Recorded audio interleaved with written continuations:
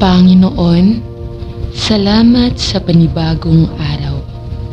Salamat sa iyong habag na nababago tuwing umaga. Panginoon, napakadakila ng iyong katapatan at ang iyong matatag na pag-ibig. Hindi ko alam kung ano ang mangyayari sa araw na ito o kung gaano karami ang aking magagawa. Ngunit alam mo, kaya binibigyan kita ngayon. Puspusin mo ako ng iyong Espiritu Santo, Ama. Bigyan mo ako ng iyong lakas sa pagtatrabaho dahil alam mo kung gaano kapagod ang mga kalansay na ito. Gisingin mo ako sa himala ng iyong kaligtasan at tulungan ang aking espiritu na mabilis na lumapit sa katotohanan ng iyong gawain. Sa aking buhay, Panginoon, ang aking isip ay puno ng mga malikhaing ideya, ngunit lahat sila ay nakakalito. Banal na Espiritu, pumarito ka sa aking kaluluwa habang ikaw ay lumilipad sa ibabaw ng tubig ng paglikha at nagdadala ng kaayusan sa kaguluhan.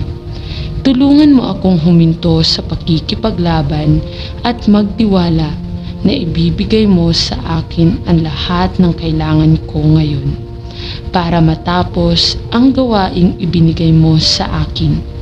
Magiging tapat ka upang tapusin ang mabuting gawain na iyong sinimulan.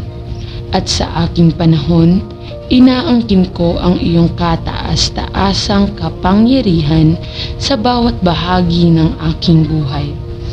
Ipinagkakatiwala ko ang aking sarili sa iyo at hinihiling sa iyo na gamitin ako ayon sa iyong nakikitang angkop. Ang araw na ito ay sa iyo. Ang katawan ko ay sa iyo. Ang aking isip ay sa iyo. Ang aking lahat ay sa iyo. Nawa ay masiyahan ka sa akin ngayon. Amen. Patawarin mo kami sa pagiging masyadong abala o naaabala sa ibang mga bagay, dahil hindi mo lubos na pagtatanto kung ano ang iyong ibinigay na sagana at lahat ng ginawa ni Kristo para sa amin. Tulungan mo kaming huminto sa pagkikibaka at tandaan na ikaw lamang ang Diyos. Pinipili naming lumapit sa iyo ngayon at panatilihin kang una sa aming mga puso at buhay. Nawa ay lumakad kami sa iyong karunungan at layunin. Nawa ay lagi kaming magiging matatag at tapat sa iyo. Dalangin namin na protektahan ng Diyos ang aming buhay, pamilya at iba pang mananampalataya. Hinihiling namin sa iyong mga kamay na takpan kami at ilayo kami sa masasamang hangarin ng aming kaaway. Na ikaw ay isang hadlang sa amin at sa iyo kami magkubli. Dalangin namin na bigyan mo kami ng insight at pangunawa sa kabila ng aming mga taon upang maunawaan ang iyong kalooban, marinig ang iyong boses at malaman ang iyong mga paraan. Hinihiling namin sa iyo na panatilihin ang aming mga hakbang sa matibay na lupa upang panatilihin kaming matatag at tapat. Bigyan mo kami ng supernatural na pagtitiis upang manatili sa landas, nang hindi lumiliko sa kanan o kaliwa, o masyadong madaling mangambala ng iba pang mga bagay na maaaring manghangad na makagambala sa aming paglalakbay malapit sa iyo. Araw-araw na panalangin para sa karunungan. Bigyan mo ako ng karunungan tungkol sa iyong mga katotohanan na nagnanais na sumunod sa iyo ng tapat at higit sa ano paman. Salamat dahil mas malaki ka kaysa sa anumang bagay na kinakaharap ko sa maghapon. Salamat sa iyong presensya na sumasama sa akin at ang iyong kagalakan ay hindi nakasalalay sa mga pangyayari, ngunit ang aking tunay na pangmatagalang lakas. Dalangin ko na ang iyong kapayapaan ay gabayan ako at ang iyong biyaya at kabaitan ay saklawin ang aking buhay ngayon. Hayaang huminga muli ang iyong espiritu at lakas sa pamamagitan ko, sariwa at bago.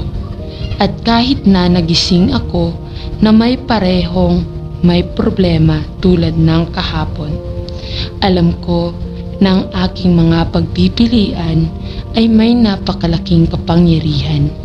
Kaya ngayon Diyos, muli, pinili kong makinig sa iyong tinig higit sa lahat. Patawarin mo ako sa hindi ko sapat na pagtitiwala sa iyo. Patawarin mo ako sa pag-ikot ng gulong at pagtatangkang ayusin ang mga bagay-bagay sa aking sarili. Tulungan mo akong pabayaan ang iyong hinihiling sa akin na ihayag sa iyo at magtiwala na ikaw ay gumagawa sa mga paraang hindi ko nakikita. Mangyaring tulungan ako sa aking kawalan ng tiwala. Ngayon, pinili kong hanapin ang aking kagalakan at lakas sa iyo. Pinipili kong lumakad sa pag-ibig. Pinili kong ibaling ang aking mga mata sa iyo at iwanan ang lahat ng hirap at kaguluhan sa mundong ito. Pinipili ko ang iyong kabaitan kaysa pagmamadali. Pinipili ko ang pagpapatawad kaysa sa kawalan ng pagkakaisa at sama ng loob. Pinipili ko ang iyong lakas na puno ng espiritu sa pamamagitan ng labis na pag-asa sa sarili kong lakas at kakayahan. Alam kong malayo sa perpekto ang buhay ko at walang ibang gusto ang kalaban kundi patumbahin ako bago ako pumasok sa pintuan. Ngunit naniniwala ako sa iyong katotohanan at mayroon akong Jesus sa aking buhay. At dahil doon, nasa akin ang lahat ng kailangan ko upang mabuhay ng malaya at ganap hanggang sa araw na ito.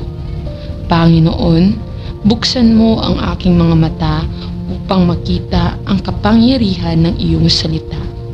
Buksan mo ang tenga ko para malaman ko ang sinasabi mo. Puspusin mo ako ng iyong banal na espiritu at ilapit ako sa iyong presensya. Kausapin mo ako at ituro mo sa akin ang iyong daan. O Panginoon, tulungan mo muna akong malaman ang boses mo. Mahal kita at kailangan kita ngayon. Salamat sa iyong dakilang biyaya sa pangalan ni Jesus. Amen.